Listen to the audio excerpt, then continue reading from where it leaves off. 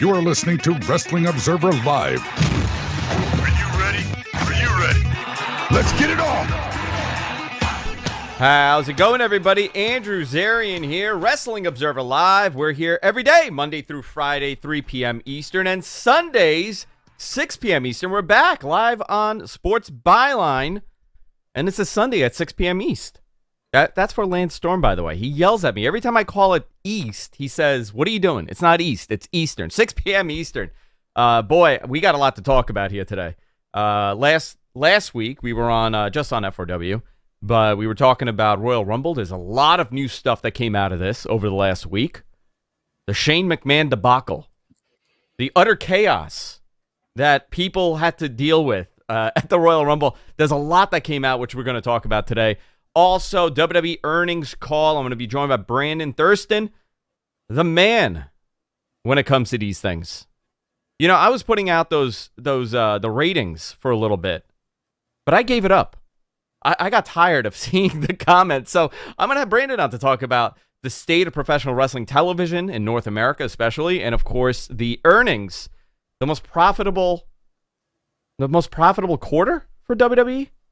I mean, this is a company that's making more money hand over fist than anything else. The most profitable year for WWE came out of a pandemic, and the pandemic year was fantastic for them, and now 2021 was great for them. So we're going to talk about that and what that means really for professional wrestling, what that means for the company itself, because sometimes we see things as a fan, and it's not really.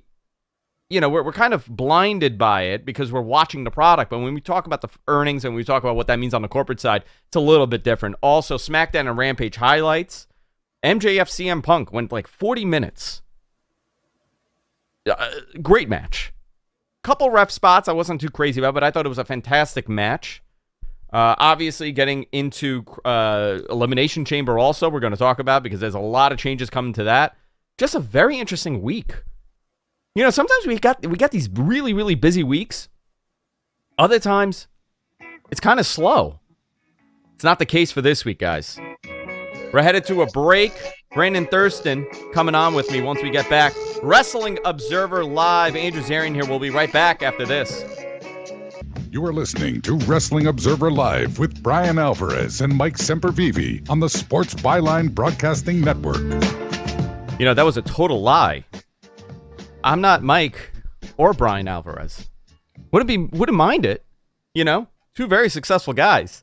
Andrew Zarian here, Wrestling Observer Live. I'm joined by Brandon Thurston here. Brandon, are you here? I'm here. Look at you. I got to tell you. Thanks so much for having me. Of course. Listen, I want to, before we get into all the nitty gritty, I want to thank you for the service you do for the entire wrestling community. You put these numbers out. You're on top of this. This morning, I think you had like a 3-hour broadcast going over the earnings call.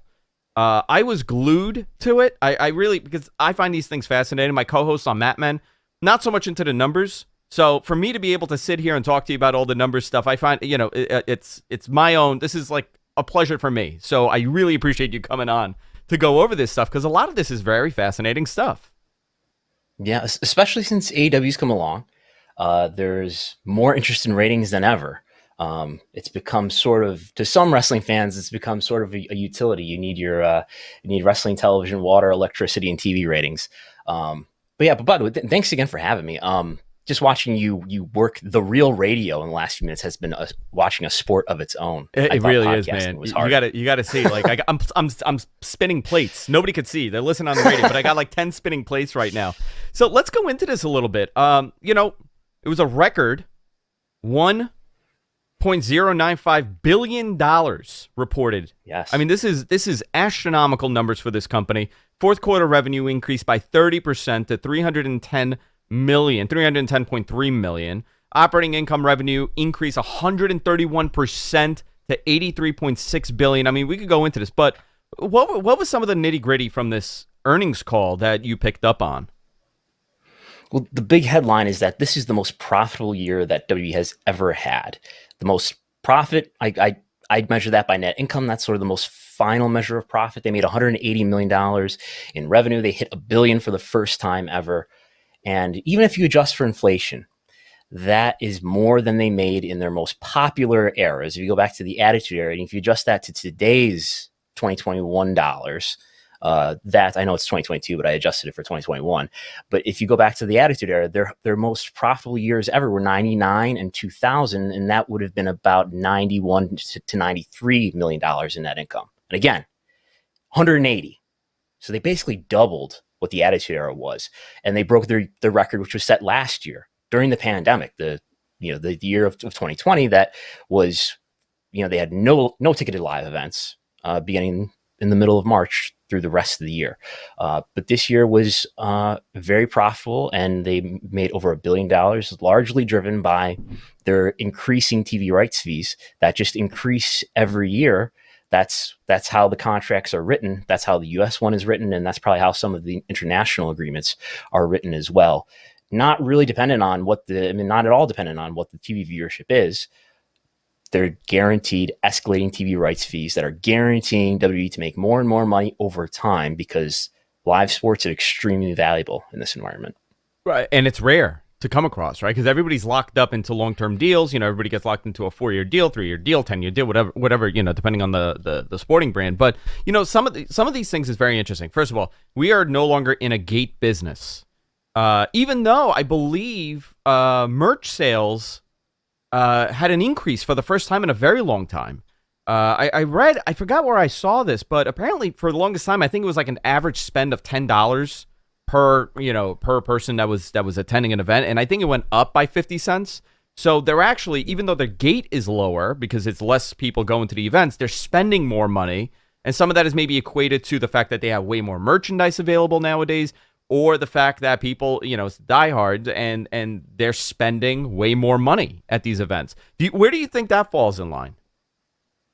Well, venue merch per capita was $12 in this quarter. $12. It was up to $14. Yeah, it was $14 in Q3. That's the July, August, September quarter, where they had just returned to touring, and there was a lot of pent up demand and a lot of enthusiasm for their events. And $14 per head, down to $12, and I think that's more reflective of what the regular price is going to be going forward. The last let's look at Q4 2019, it was $9 per head. So some of that's inflation, I suppose. But just more people spending more money, and the average attendance is a bit down in Q4 versus the Q4 of 2014. They averaged, I believe, 5,200 in paid attendance in North America versus, I believe it's 5,400 or 5,800. So if average attendance was a little bit down per event, and maybe you just got more hardcore fans left, that's pushing that average up, and maybe a little bit of inflation. Just maybe some prices are going up on merchandise.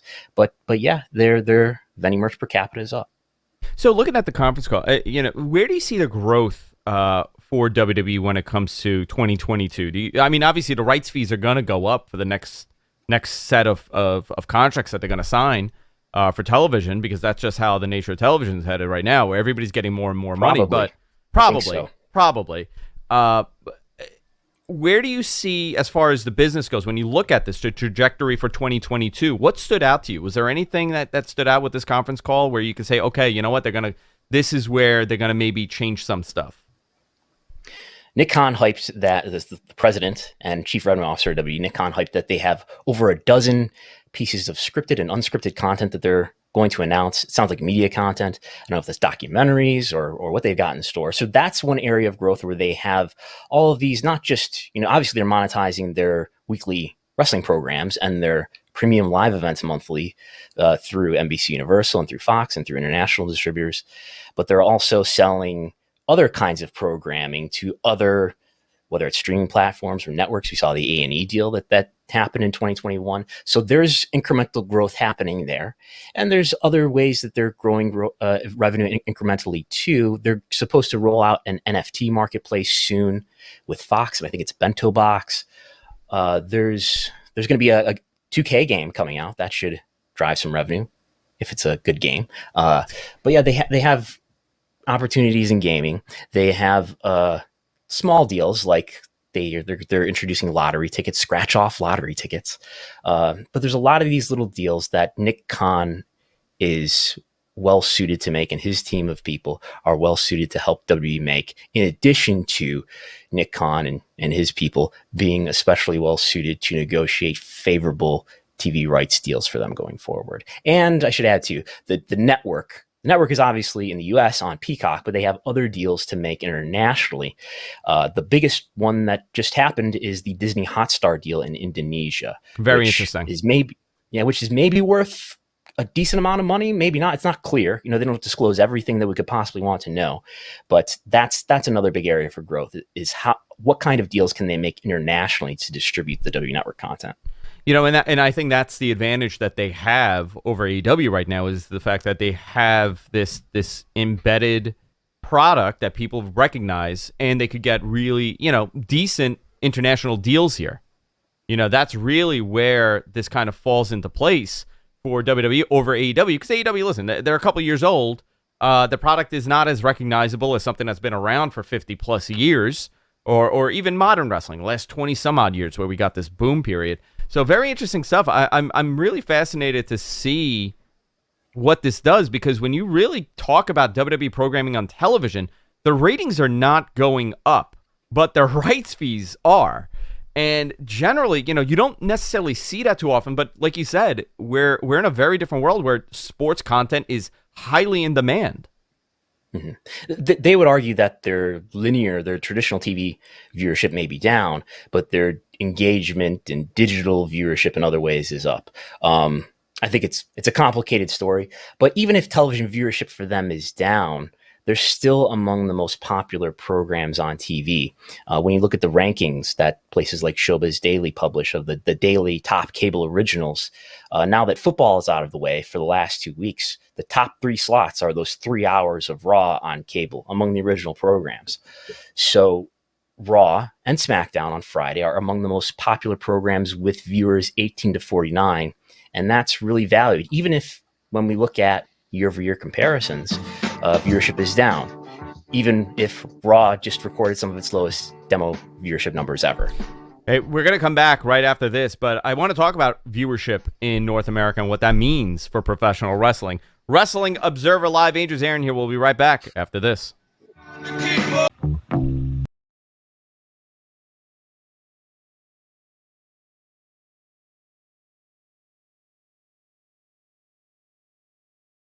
Live, Andrew Zarian here, talking to Brandon Thurston, talking about the earnings call, ratings, and everything else that we heard during that call.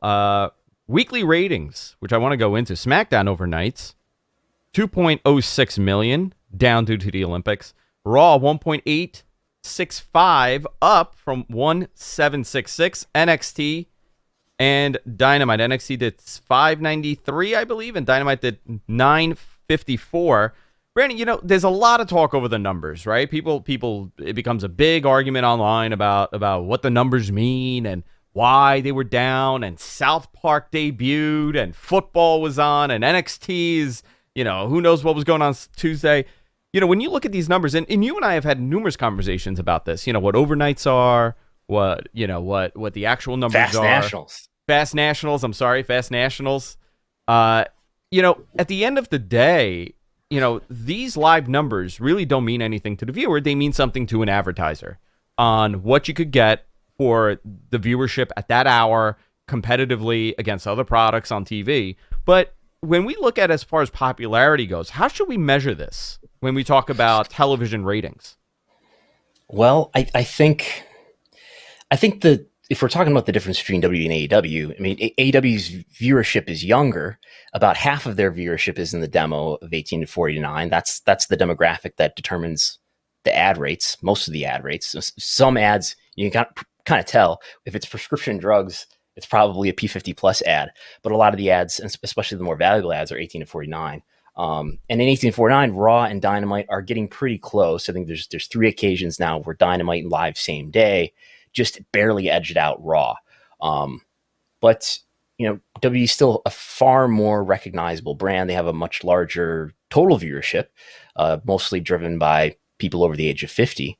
But WWE is still this far more recognizable brand, which shows itself in a lot of different ways, especially maybe in this older TV audience that they have that watches it more readily than they watch WWE, maybe just because it's this older brand that has existed and dominated the scene since 2001. I know you're asking about DVR viewership and how much does that change the picture. I got my hands on some DVR viewership towards the end of last year, and we can see sort of what are the percentage lifts that DVR viewership for the following 7 days gives. And for Raw, it's in terms of total viewership, it gives it something like a 13% lift. For SmackDown, it's like an 11% lift. For Dynamite, so this is, let's say, October, a 22% lift for Dynamite, a 32% lift for Rampage. I guess because Rampage is later, maybe more people miss it. There's a larger percentage of DVR viewership happening there. And in the case of NXT, it's about 12%. So I don't know what that says about the viewership. We could only speculate that maybe people are going out of their way if they miss a program to watch AEW more so than they are the WWE programs. I think in Rampage, it's just a case of in that 10 o'clock time slot, people miss it quite a bit, and some people make an effort to catch up with it. So another thing is, a lot of this is Nielsen numbers as well, right? That plays a big part in this. So I know YouTube TV participates in Nielsen, I guess, statistics and analytics. So does Hulu Live. But what happens to the on-demand content on Hulu? Is that incorporated in this at all? And even for AEW, anything that's on demand, is that incorporated at all in these numbers when we discuss them? No. If you're watching Raw on the USA Network or Fox or SmackDown on Fox or AEW on TNT or CBS, whatever way you're watching, whether it's through traditional cable or satellite, or whether it's through the virtual MVPD, which is YouTube TV, Hulu Live, Sling, you are being counted. I don't know if you're being counted or not, but you could be in the sample that Nielsen collects and then extrapolates onto the whole population to give these numbers that we see. But next day viewership on Hulu is not a part of that. Watching clips on YouTube are not a part of that. And I've been doing some scraping of the YouTube viewership lately. I just tweeted a table today, looking at let's take the last 7 days of the new content on YouTube for both WWE and AEW, and look at how many views are the clips of the shows getting. And the top slots are usually dominated by WWE, but sometimes in the top 5 there's an AEW clip in there. So the new content is between W and AEW is sometimes close. There's definitely quite a few AEW clips within, let's say, the top 20.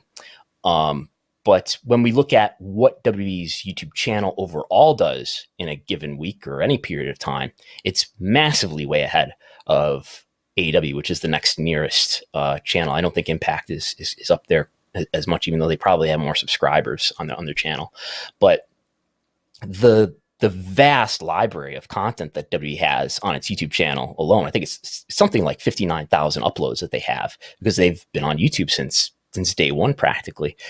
There's this massive archive of library content that's on their YouTube channel that accounts for, at least in the last week, and I think this is typical of what's happening normally, 70% of the views that they get in a given period of time are of content that's at least a week, more than a week old. So it could be years old. So there's that advantage they have, at least in terms of collecting YouTube views, which probably means something like $20 to $30 million a year. Maybe that's even grown. YouTube just put out a report on its ad revenue, and it's generating in Q4. It generated more ad revenue than Netflix generated in subscriber revenue, which was pretty fascinating to me. Very interesting stuff. Also saturating the content. You said 59,000 clips they have on there. AEW, and they also probably, and this is me to knowing how WWE's structure works on that side of content, they are very in tune with how to present that content and when they upload. Like, they don't upload just random stuff, right? I'll give an example. Just yesterday, they uploaded a Asuka versus Bayley video, right? There's supposed to be some synergy there with the TV product. They're supposed to remind you that these two exist and they're coming soon. Everything that they do kind of is intuitive with that. But, also 14-year, 12-year, whatever the terms are for YouTube, they have an advantage. They've been there for a while. They have a partnership agreement with them. They have meetings with them. AEW is just getting started with this. It doesn't say much as far as AEW not doing well, but what is this? Where is the viewership coming from? Because for the longest time, the stigma was, well, those viewers are international viewers. They're not North American viewers, the most of them. But I don't know if that's true anymore. I've been told by some people who are Indian wrestling fans that the YouTube clips are geo-blocked in India for the first 24 hours. It's the latest that WWE has ever said publicly about this is that 30% of the YouTube viewership or the digital engagement that they get is from the US. So 70% of it is international. And if you look at even this includes their latest report, I think 80% of their revenue was North America. Their entire picture of revenue, 80% of it was North America and only 20% of it was international. So that gives you sort of a dichotomy of they're a very international product, at least when you look at them digitally, but where they're getting their money from is from North America, which largely because of the economies that are the difference in the economies between the US and just about everybody else, where a lot of the ads that they sell, the more lucrative ads that they sell are from the US. When you look at the integrations, which was a big talking point on this earnings call, the integrations that they have with whether it's Red Notice, the Netflix show, Jackass with having Johnny Knoxville. I just heard in the news update that Jackass was the #1 movie this week. So there's a lot of that. And they're putting all that stuff on their premium live events, now they're called. And another big talking point from the earnings call is how much viewership on Peacock has increased versus the US viewership on the WWE network when those events were just on the direct-to-consumer WWE network. But no exact numbers, though. We don't get exact viewership numbers. Yeah, that's the big secret number. That's the secret sauce. They don't tell you that. That's right. I'm sure they tell their advertisers, but there was about, I think it was like 20 to 30% depending on the pay-per-view, the PLE. But except for one, and that was Crown Jewel, that saw a 70% increase in viewership over 2019 numbers. I think the 2019 one took place on Halloween, so maybe that makes a little bit sense that it was such a big increase compared to the other pay-per-views. But what did you make of that? When the W Network as a direct-to-consumer service in the United States shut down, they had 1.1 million subscribers. The peak was in 2018 when they had 1.3 million in the Wrestlemania quarter. So when you're on Peacock just reported, and Comcast reported in their earnings call a week or two ago, that there's 9 million paid subscribers, independent of the people who get Peacock because they're Comcast cable subscribers or they're Cox Communications subscribers. They said that there's 7 million highly engaged subscribers through that avenue. So that would come up to 16 million subscribers who are using Peacock. So that's a lot more than 1.1 million in the US. So viewership is consequentially up for these premium live events. So fascinating. As you said, 25%. Money in the Bank was up. SummerSlam was up 30%. Extreme Rules was up 20%. The Saudi event in October up 75%. Survivor Series almost 25%. And Royal Rumble this year versus the Royal Rumble of 2020, which is the last time they had fans in attendance, was up 45%. So a lot more viewership for that. Very interesting stuff. Very different company. A lot of Vince really did not play a part in this earnings call. I think he just did an intro. He seldom does. That's it. It's a Nick Khan show. That's right. Brandon, man, thank you for coming on. This was fantastic. Love to have you on again. Thank you for having me. Wrestling Observer Live. We'll be back right after this. A lot to talk about, especially WWE and AEW TV right after this.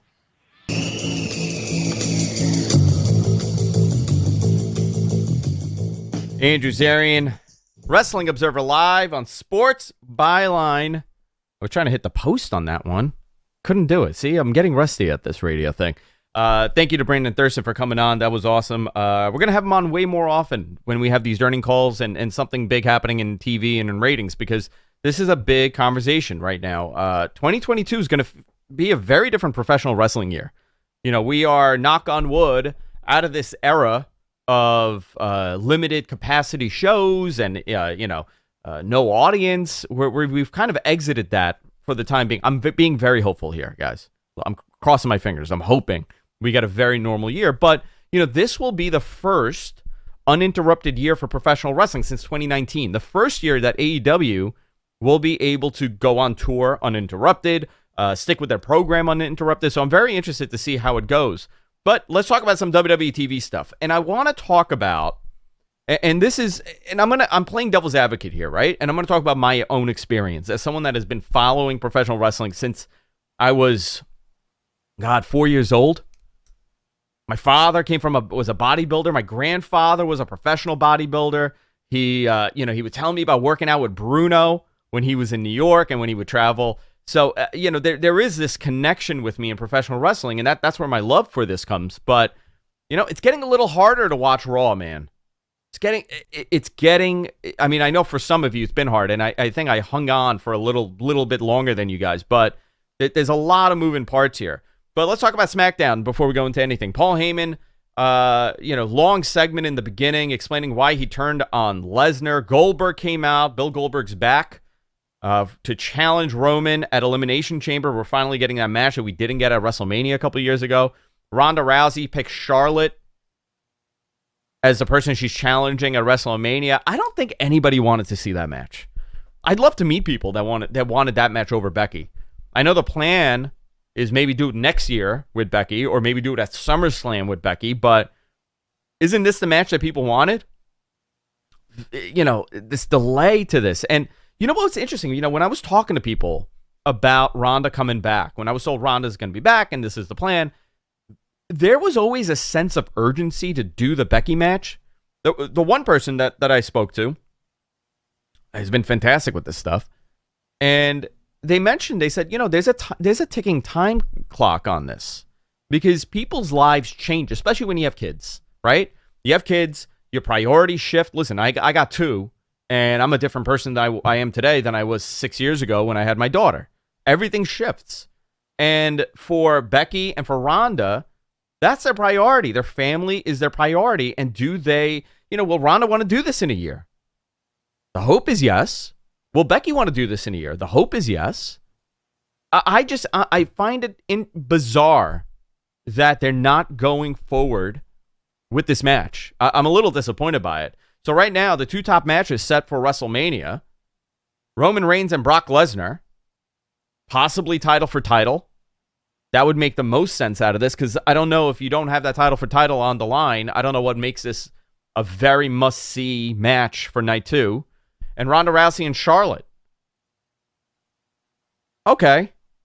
That'll be interesting. Ronda wins. She's the champion. She does a couple pay-per-views, drops it to somebody. We could figure that out.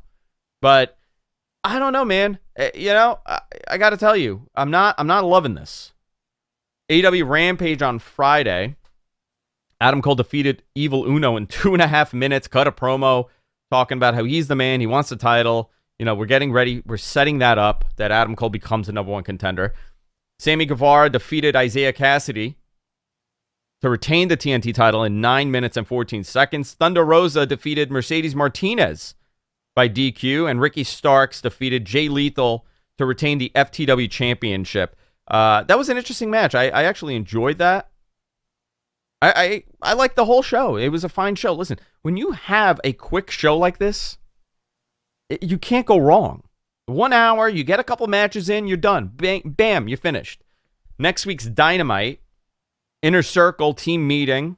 See if they break up. MJF speaks after defeating CM Punk. Let's talk about that match for a second. We're going to backtrack a little bit. 40 minutes. Really cool match, man. That was the longest match that CM Punk has had in numerous years. I think he did two 60-minute draws with Samoa Joe in 2004, 2005. I can't think what the other longest match. His WWE longest match probably had to be almost 30 minutes. Had to be a 30-minute match. So this took a lot out of him. This is a guy that hasn't wrestled in 7 years or so. Did a 40-minute match. He looked great. Thought it was a really fun match. The only problem I had were, a little bit too many wacky ref spots.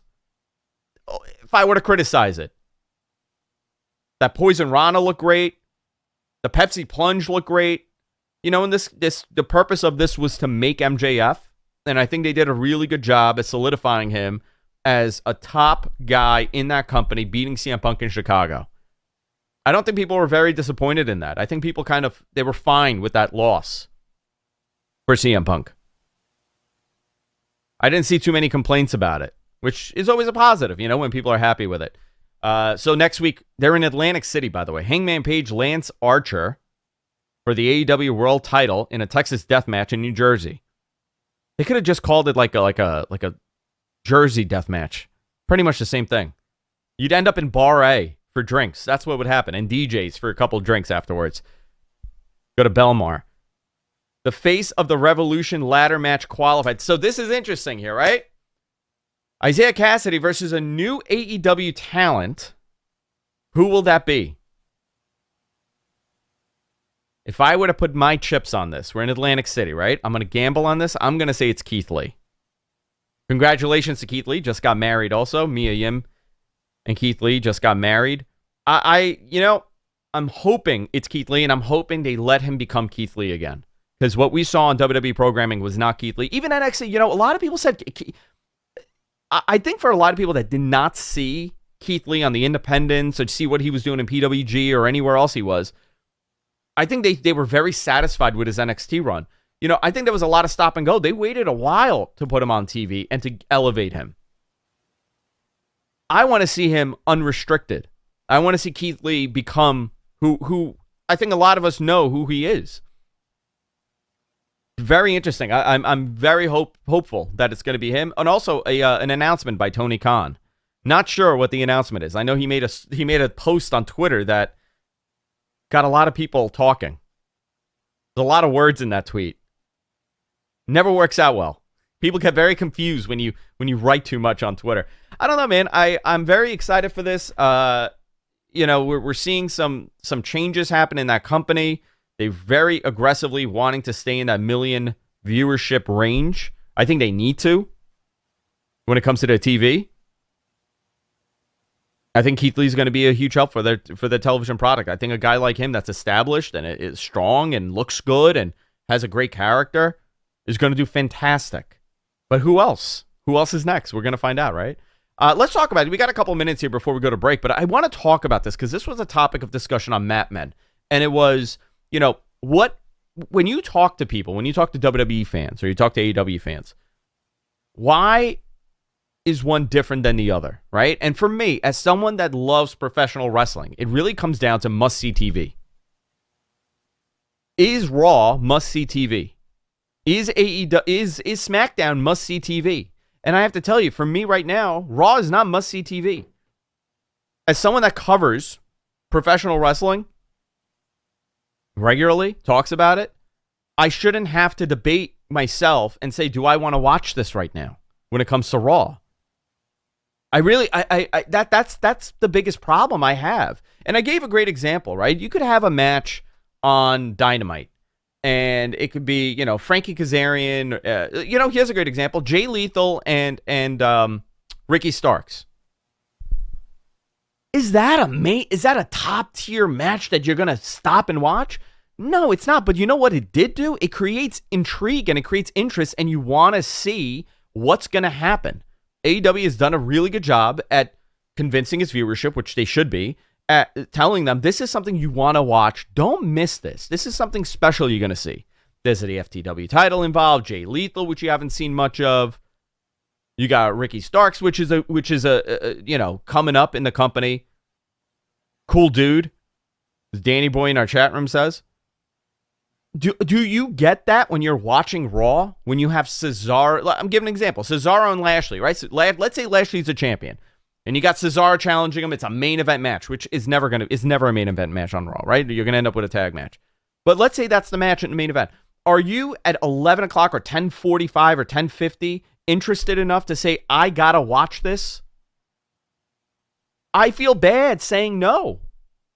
I don't feel that way, and it has nothing to do with the people in the ring, because I think both of those individuals that I just brought up, hyper talented, unbelievably talented. But for whatever reason, they have created this disconnect for that show. Because I watch SmackDown regularly, and they got great weeks, they got some okay weeks. It's up and down just like anything else. Dynamite has some of those also. They're not, it's not a perfect show, and it shouldn't be. Nothing is perfect. I don't expect everything that is done in a 2-hour program to be catering to me. But my God, especially when it comes to Raw, do something for me. Do something. Make me want to see this. Give me a main event. Give me a big title change in the main event that's going to condition me to say, oh, wow, you know what?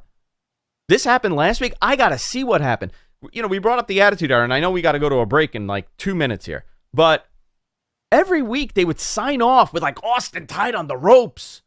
McMahon in his face spitting and yelling and being insane, signing off. And you're thinking, you're left there puzzled, and you're saying, holy moly, what just happened?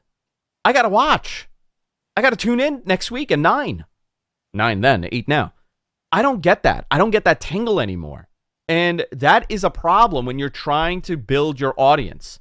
Because some weeks I watch, some weeks maybe not. I'll watch on DVR. I'll watch on Hulu where it's a 90-minute version. I'll catch it abridged. I always end up watching it before my show, but I'm not watching it as a fan. I'm watching it because I'm doing the show. And that is a problem. SmackDown, like I said, I enjoy SmackDown. Their pay-per-views generally, they're decent. They're fine. They're good. I don't have a problem with the pay-per-views.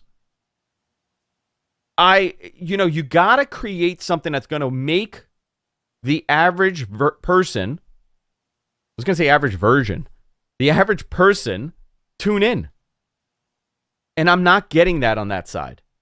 And it's affecting my viewership of it. You know what? Listen, maybe they're going to change. Maybe they're going to do something cool. I watch Rampage, DVR'd on Saturdays. I watch Dynamite maybe an hour behind, but I end up catching it because I want to see what's happening. I'm interested in it. And some of that has to do with the fact that Dynamite is new. Dynamite is fresh. You haven't seen these matches 15 times. But on the other side, you got the New Day facing the Usos for the 4,000th time with the same... how many different finishes can you do for these guys, right? It's alarming to me that this is the state of their program on Mondays, because it is obviously not a flagship product. And even on SmackDown, when is the last time we got a major shift, a major pop, a title change, a devastating ending? We really don't get that. It's a Broadway production presented to an audience that's into it. Very interesting. I don't know. Well, we got a couple minutes after this break. We're going to be back. Wrapping it up. Wrestling Observer Live. Andrew Zarian. We'll be right back after this. Sports Byline USA.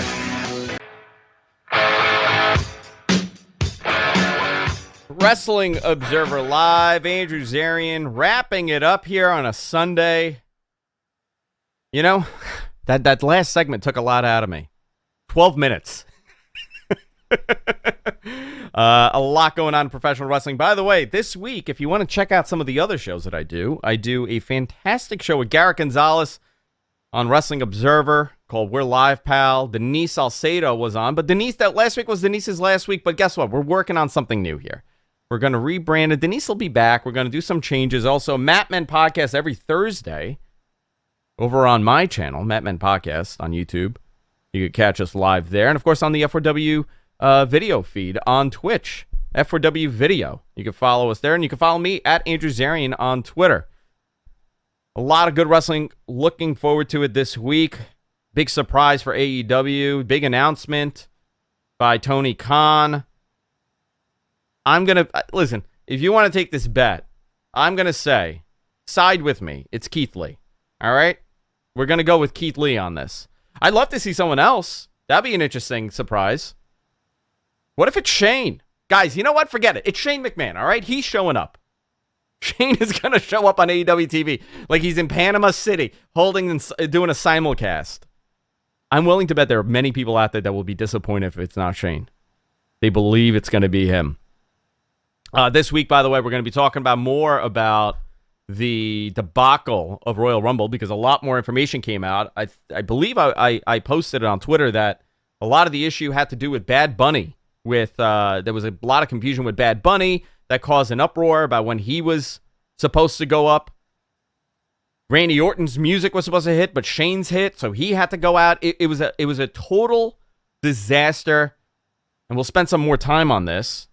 next week when I kind of organized the all the news that came out of here. But I do not expect to see Shane McMahon there for at least a little bit after everything that happened with that show. Guys, I had a blast here. Brandon Thurston, thank you to him for coming on, talking about WWE earnings. Thank you for listening to my 12-minute rant about WWE programming. And we'll see you all next week, guys. Wrestling Observer Live.